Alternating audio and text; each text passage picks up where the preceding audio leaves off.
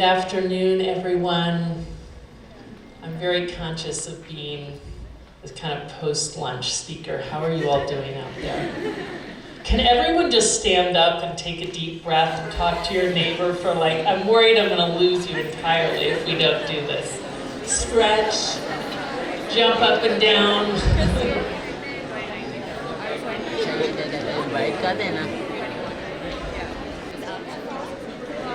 Maybe one big collective shout out for collective leadership.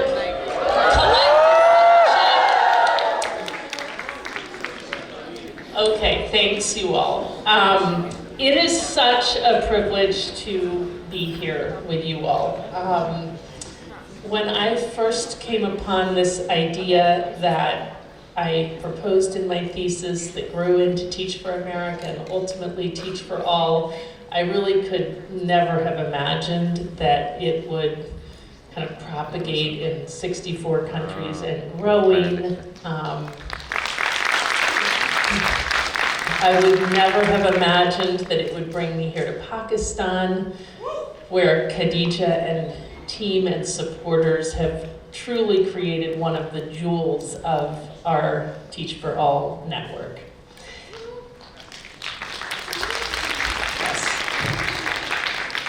When I got started in this work, I also really could not have imagined that this simple idea would end up creating and being such a critical source of collective leadership, or that collective leadership would turn out to be what I've come to think of as the missing piece in affecting system change in education. So I thought I would share a bit today about my journey towards those understandings, in the hope that kind of the lessons that I've learned along the way will help contribute to the conversation we're having here today and the kind of answers I think we're searching for through this day's panels. And hopefully in the process we'll also shed a little light on at least what I mean when I use the term collective leadership, and also on what it takes to develop collective leadership. So what inspired me initially was a very simple idea. And I was a college senior at the time, and the idea was simply that our generation should really put our energy against the inequities in our country. All the recruiters at the time were banks and consulting firms banging down the doors of liberal arts graduates like myself, asking us to commit just 2 years to work in their firms. And that led me to this simple idea. Why aren't we being recruited just as aggressively to commit just 2 years to teach in our urban and rural public schools? I had this thought that that would make a real difference for kids growing up today, and that there would be this longer term effect, that those 2 years would ultimately influence the values and the priorities of the participants. But I couldn't have understood just how significant that influence on their values and priorities would be. And I want to belabor this a bit, because I think this was the first kind of new insight along the way that really led me to realize that this idea was more than a simple idea, but was really something that could create what we've come to call collective leadership. So the moment where it first seemed that we might be onto something bigger than we'd realized was actually when people around the world started pioneering the development of this approach in their countries. And I say that because it became so striking that the leadership effects we had seen in the US, where people would commit just 2 years but never really leave the work, were happening everywhere. No matter whether it was in Peru or India or Austria or the next place, we were seeing the same long-term effects and even the same data points. So people would come in and they would unsuspectingly commit just 2 years, but no matter what, it's 75% of them would stay full-time, long-term in mission-related work. And that just seemed too surreal. So we started talking to researchers, and some researchers in particular in the political science department at Berkeley who were very interested in this question of what shifts mindsets and beliefs in adults, what drives, for example, changes in civic engagement. And so they started doing a number of studies in various countries looking at what happens to people during those 2 years. And what they found were really significant effects. So this research is really interesting. It looks at people who are right on the admissions line to these organizations. So some people who barely get in and some people who barely don't. And it looks at what's different about those folks at that stage of admissions and then what's different 2 years later and beyond. And so what this research shows is that they do show differences at this point of admissions, but those differences grow by a lot by 2 years later. So they show evolution on 5 different dimensions. So first of all, the participants come to believe even more in their students' potential. They come in, I mean, we're selecting the people who believe the most in the students we'll be working with in low-income communities, but that level of belief in the potential of kids and families and communities grows significantly. Their own self-efficacy grows, so their own sense of possibility that we can make a difference against this big problem. Their understanding of the nature of the problem and the solutions changes completely. Like people come in thinking it's a technical fix. In fact, all around the world, the assessment at the point of admissions is funding is the #1 answer. And of course, funding is very important, but people come to realize it's much more complex and that there are a multitude of factors, that it's a big systemic issue that's going to require a lot of changes in mindsets, among other things, and significant adaptive change. Their priorities change and in turn career trajectories, and their networks grow with each other. So what we can see from reflecting on that research is that it's through those 2 years. It's not just that we're enlisting a bunch of people who might not otherwise have put their energy into this work. It's that those 2 years are shaping our participants into the collective leadership we need.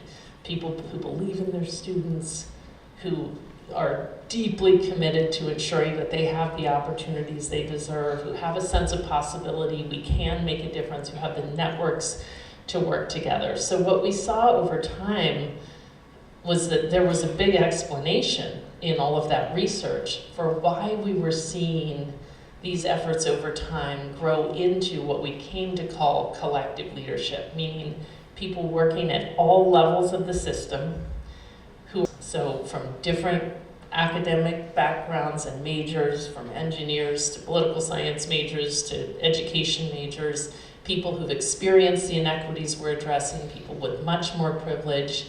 We saw that they have networks with each other so that they collaborate and learn together, and that they're all on the same mission. Not because of a mission written on a piece of paper, but because of experience that builds their conviction that the current system is unjust and that all students have the potential to thrive. So the first thing we learned was that through intentional work, we can cultivate collective leadership. But what we've also seen over time is why this collective leadership is so important. As you all know, I think, the trajectory of educational outcomes in the world is not going in the right direction. The RISE study that people have mentioned so much today really shows that on average, over 30 years, if you look at the low and low to middle income countries in the world, educational outcomes have actually gone down in those 30 years. And it's not only in low and low to middle income countries, it's also in the most developed countries in the world. The OECD PISA report last year showed that we're in the midst of a 10-year decline. So this is worth stopping and thinking about, right? Because it is not for lack of trying. Think about all the money, the philanthropy, the government resources from the World Bank, the UNESCO, and everyone else, and governments, educators, people are pouring so much energy into education, and yet educational outcomes are going down. So we need to ask ourselves why that is. And this RISE research that people have cited so much throughout the day did exactly that. It tried to understand what is happening and what is happening differently in the communities and the countries where educational outcomes are improving. The crux of the point, and people have been summarizing the RISE research in different ways today, but their essential conclusion was that we put most of our energy into doing a whole bunch of things in education that are absolutely crucial but are not sufficient. And those are things that they called the technical practices of education, meaning, the curriculum, the assessments, getting the buildings open, teacher training, a whole bunch of things that must be done, and they must be done well and in a way that is all aligned to a set of standards that we're working towards. That's all important, but they found many places that were working to do all of those things, but where the outcomes were not improving. So what is the X factor? And what their studies showed was that the X factor, as we've heard today, was a shared sense of purpose throughout the system towards the purpose of students learning. So they basically did all these, they did a whole analysis around where they would interview all the different actors in an educational ecosystem and ask what they thought was the purpose of education. And they found that there are many different purposes that drive people who put pressure on the educational ecosystem. And only some of those purposes are about the purpose of students learning and developing. And so what they showed was that where you had ecosystems where everyone, from the government officials to the parents and students to the teachers to the kind of NGOs in the picture, where everyone is on the same mission towards the mission of students learning and developing, that's when all those technical practices were done with intention and would add up to aggregate outcomes improving.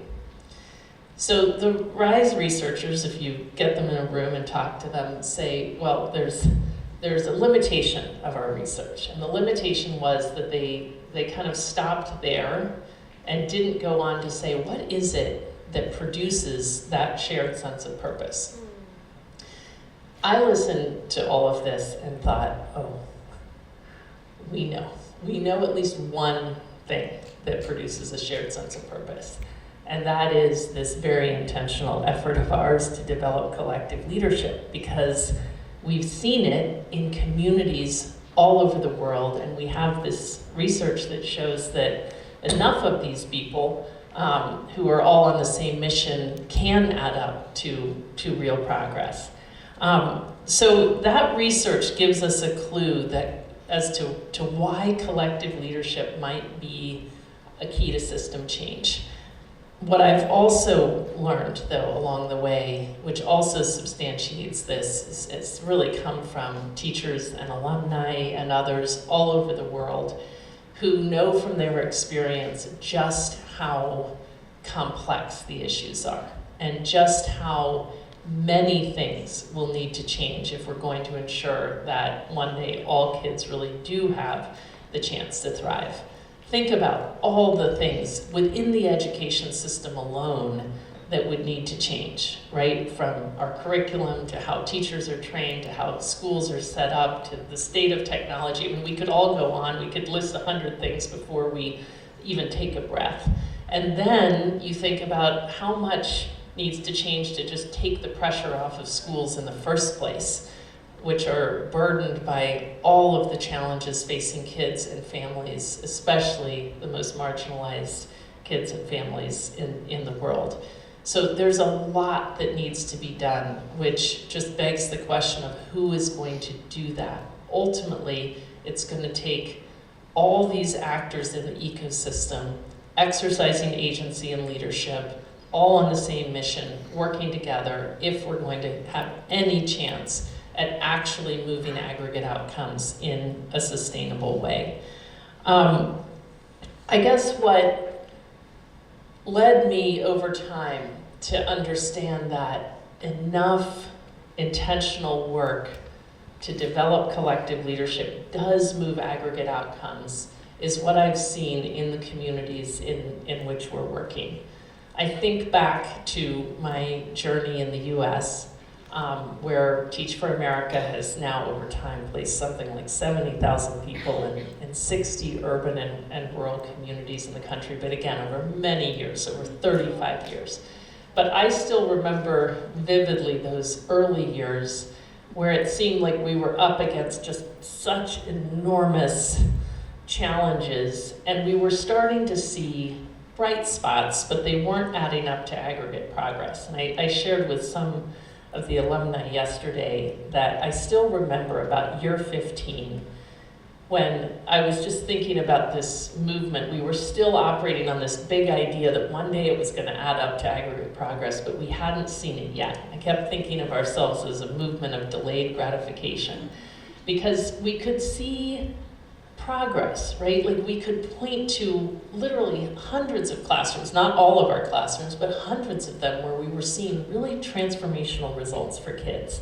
We saw many of those transformational teachers go on and start schools that are transformational. I'm sure you have transformational schools here in Pakistan that are showing that a totally different level of outcome is possible.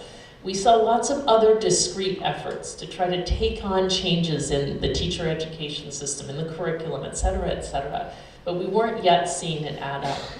And because I remember that reflection so clearly, thinking the next step is to see whole communities, not only whole classrooms and whole schools, but whole communities that are actually moving the needle for kids.